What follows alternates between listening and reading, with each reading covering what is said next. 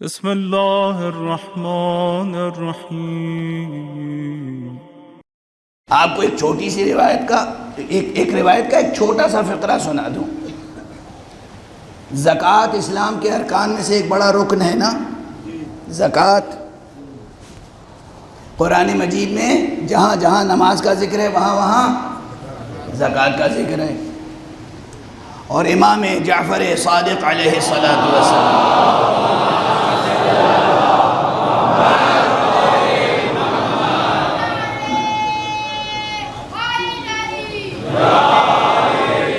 جوانوں بچوں بطور خاص یاد رکھنا، یہ میرا جملہ نہیں ہے، آقا کا جملہ ہے، چھٹے امام کا، جن کے نام پر آپ کا مذہب جعفری کہلاتا ہے۔ کیا جملہ ہے؟ ایک حدیث ہے، نسبتاً طویل حدیث ہے، اس میں آپ نے فرمایا ہے کہ دیکھو ہر شے کی زکوٰۃ ہے۔ توجہ رکھیے گا جہاں جہاں حضرات سن رہے ہیں، ہر شے کی زکوٰۃ ہے۔ آپ کیا سمجھتے ہیں؟ صرف چند چیزوں پہ زکوٰۃ ہے، یا آمدنی پہ زکوٰۃ ہے، بچت پہ زکوٰۃ ہے نا، روپے پیسے پر، غلے پر، ان چیزوں پہ زکوٰۃ ہے؟ یہی عام تصور ہے نا مسلمانوں میں سب کی بات کر رہا ہوں۔ حضرت نے فرمایا ہر شے کی زکوٰۃ ہے۔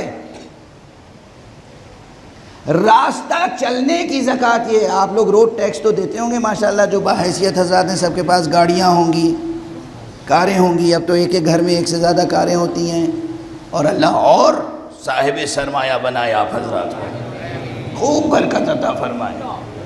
مال بری چیز نہیں ہے، مال بنا ہی آپ کے لیے ہے۔ مال کو اپنا سمجھنا اور مال کو استعمال کرنا، مال کو مسخر کرنا، مال کو حاصل کرنا بری بات نہیں ہے، مگر دل کو مال کی نظر کر دینا بری بات ہے۔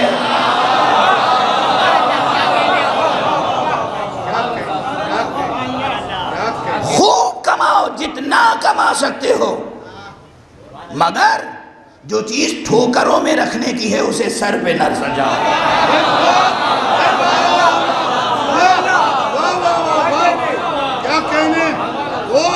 خوب کماؤ۔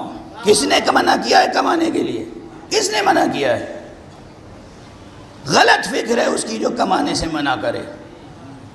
کچھ نہ کماؤ، کچھ نہ بچاؤ، کماؤ بھی بچاؤ بھی، خوب کمر مضبوط کرو۔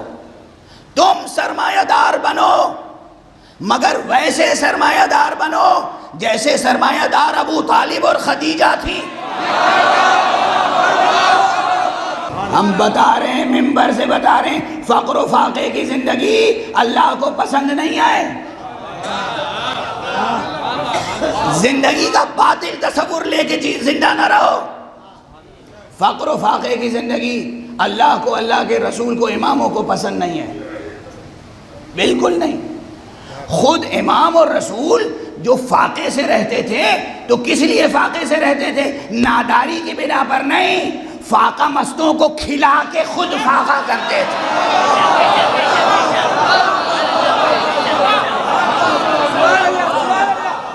کہ رسول اللہ تو خود ہی ان کے گھر میں فاقے پہ فاقے پڑھتے تھے، مولا علی کے یہاں فاقے پہ فاقے پڑھتے تھے، اہل بیت کے یہاں فاقے پہ فاقے پڑھتے تھے۔ مفلس نہیں تھے وہ، ان لوگوں کے منہ میں خاک جو انہیں مفلس سمجھے۔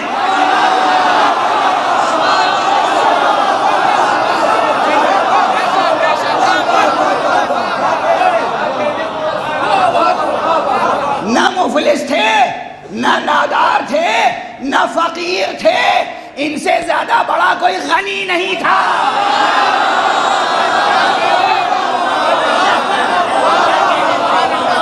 ان سے زیادہ کوئی سرمایہ دار نہیں تھا، ان سے زیادہ کوئی امیر نہیں تھا، ان سے زیادہ کوئی رئیس نہیں تھا، ان سے زیادہ کوئی ثروت مند نہیں تھا، لیکن یہ غربت کو مٹانے کے لیے خرچ کر دیتے تھے۔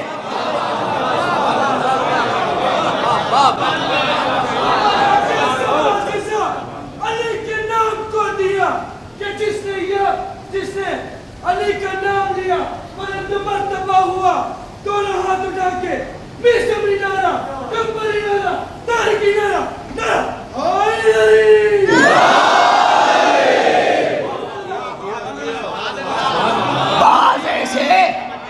بعض ایسے کور چشم بلکہ کور باطن، بے بصر اور بے بصیرت مورخ پیدا ہو گئے جو صرف محمد اور آل محمد کی غربت کو اچھال اچھال کے بیان کرتے ہیں۔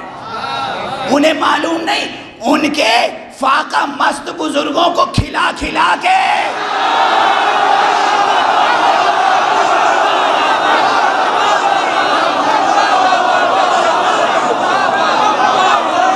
یہ بھوکے سو جاتے تھے، یہ بھوکے سو جاتے تھے، ناداری سے بھوکے نہیں سوتے تھے، ناداری سے نہیں۔ آپ اسے نادار کہیں گے جو مٹھی میں خاک اٹھا لے اور سونا ہو جائے، وہ نادار ہو سکتا ہے۔ جس کے ہاتھ کا دھون جواہر بن جائے وہ نادار ہو سکتا ہے۔ جو کسی کے لیے دعا کر دے تو وہ سرمایہ دار بن جائے، وہ خود فقیر ہو سکتا ہے۔ سبحان اللہ، سبحان اللہ۔ یہ فقیر نہیں تھے، نادار نہیں تھے۔ تو خوب کماؤ۔ دنیا اللہ نے بنائی کس کے لیے ہے؟ تمہارے لیے بنائی ہے، تمہارے لیے۔ دنیا اللہ نے تمہارے لیے بنائی ہے، کسی اور کے لیے نہیں۔ فرشتوں کے لیے بنائی ہے، ملائکہ کے لیے بنائی ہے۔ کس کے لیے بنائی ہے؟ تمہارے لیے بنائی ہے۔ قوت کے ساتھ، شعور کے ساتھ، تدبر کے ساتھ، پوری منصوبہ بندی کے ساتھ دنیا کی تسخیر کرو، اور جب مسخر کر لو تو اس دنیا کو اس کی راہ میں لٹا دو جس نے دنیا تمہاری قدموں میں ڈالی ہے، اس کی راہ میں لٹا دو۔ تو فقیر نہ رہو۔ کس نے کہا فقیر رہو؟ دین کا میسج یہی ہے کہ فقیر رہو، دین کا میسج یہ ہے کہ نادار رہو، دین کا میسج یہ ہے کہ مفلس رہو، دین کا میسج یہ ہے کہ ہاتھ پھیلاؤ دوسروں کے سامنے۔ پیغمبر کا فرمان ہے کہ جو ہاتھ اوپر ہوتا ہے وہ زیادہ اللہ کو پسند ہے، جو ہاتھ نیچے رہتا ہے وہ اللہ کو پسند نہیں ہے۔ تمہارا ہاتھ سب سے اوپر ہونا چاہیے۔ اب باتیں آ گئی تو کہتا چلا جا رہا ہوں۔ بہرحال تو گفتگو ذرا آگے بڑھ گئی۔ بحمداللہ آپ سب کے پاس خوب گاڑیاں ہیں، کاریں ہیں، اور ہونی چاہیے۔ گھر میں جتنے لوگ ہوں اتنی گاڑیاں ہوں، ضرورت ہے آج کل کی۔ ایک سواری پہ پوری فیملی زندگی بسر کر نہیں سکتی۔ باپ کو الگ کام ہے، بیٹے کو الگ کام ہے، بیٹی کو الگ کام ہے، بیوی کو الگ کام ہے۔ ہونا چاہیے، سب کو مشغول رہنا چاہیے۔ کس نے کہا پورا خاندان ایک آدمی پر بوجھ ڈال کر پڑا رہے؟ کس نے کہا؟ اسلام نے کہا ہے، اسلام نے کہا ہے، اسلام نے کہا ہے کہ معطل پڑے رہو، پوری فیملی میں ایک آدمی محنت کرے، باقی سب کھاتے رہیں۔ اسلام نے کہا ہے۔ کیا کیا اسلام کا تصور لیے بیٹھے ہوئے ہیں، ماشاءاللہ، چشم بددور، چشم بددور۔ یہ سب ہوا کیا؟ یہ غلط تصورات، غلط آئیڈیالوجیز کیوں آ گئی؟ اس لیے کہ جو خود اسلام جانتے نہیں تھے انہوں نے اسلام بیان کرنا شروع کر دیا۔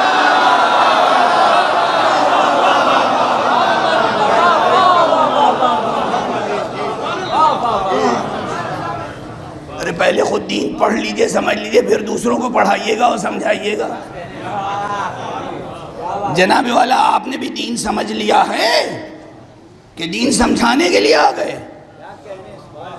دین کی اس وقت سب سے بڑی مصیبت یہی ہے کہ 90% حضرات، 90% حضرات وہ ہیں، 90% حضرات وہ ہیں، 10% محفوظ ہیں، اچھے ہیں، ویژن ہے، علم ہے، ریاضت ہے، فکر ہے، بالکل کلیئر تھاٹس ہیں، صحیح آئیڈیالوجی ہے، لیکن 90% حضرات وہ ہیں جنہیں کہیں موقع نہیں ملتا انسانوں پر حکومت کرنے کا۔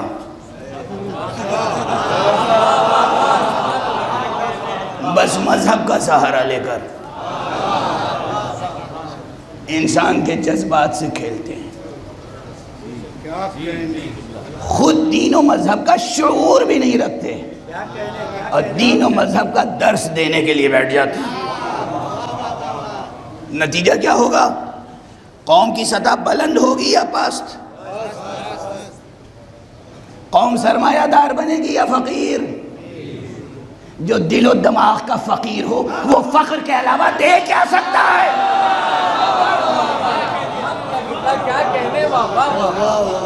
فقر کے علاوہ کیا دے سکتا ہے؟ جو خود دل و دماغ کا فقیر ہو وہ کچھ نہیں دے سکتا۔ بہرحال گفتگو سمیٹ رہا ہوں، تو آپ سب کار رکھتے ہیں تو ماشاءاللہ کار روڈ پر لے جاتے ہی حکومت کو کچھ دینا پڑتا ہے، روڈ ٹیکس یاد ہے؟ کہاں سے بات چلی تھی کہاں پہنچی؟ تو آپ سب ٹیکس دینے کے عادی ہیں۔ ہمارے آپ کے چھٹے امام جعفر صادق علیہ السلام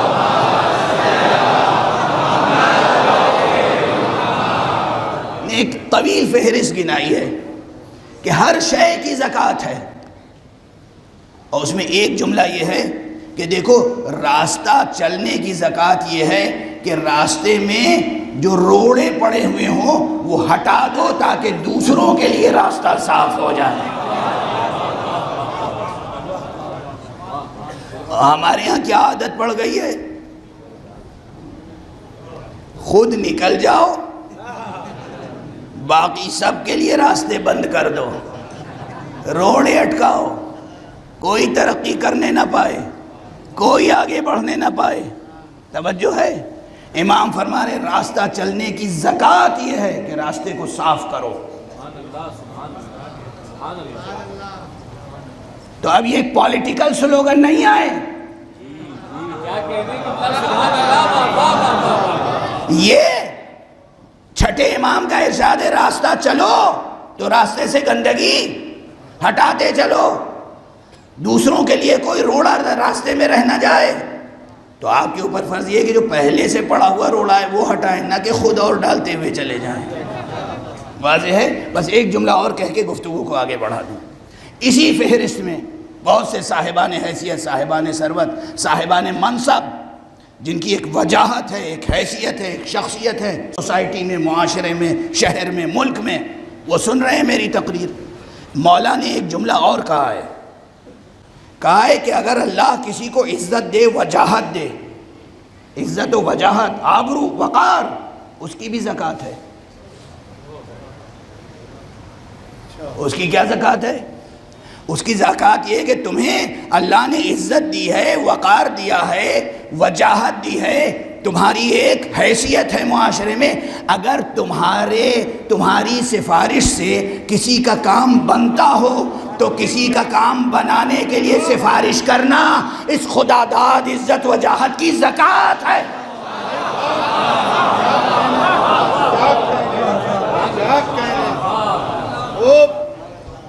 کیا ہے؟ اور یہ سب عمل صالح ہے۔ نماز شب پڑھنا عمل صالح ہے، روزہ رکھنا عمل صالح ہے، حج کرنا عمل صالح ہے، جہاد کرنا عمل صالح، اللہ کی راہ میں شہید ہو جانا عمل صالح، یہ سب بلند ترین اعمال ہیں۔ لیکن راستہ چلتے ہوئے راستے میں کوئی روڑا اٹکا ہوا پڑا ہوا ہے، اسے ہٹا دینا بھی عمل صالح ہے۔ کسی فقیر کے ہاتھ میں کچھ رکھ دینا بھی عمل صالح ہے۔ کسی انسان کے لیے سفارش کر دینا بھی عمل صالح ہے۔ اور بس اس جملے پہ آج گفتگو کو ختم کر دیتا ہوں کہ عمل صالح وہ شے ہے جو قسمت کو بدل دیتا ہے۔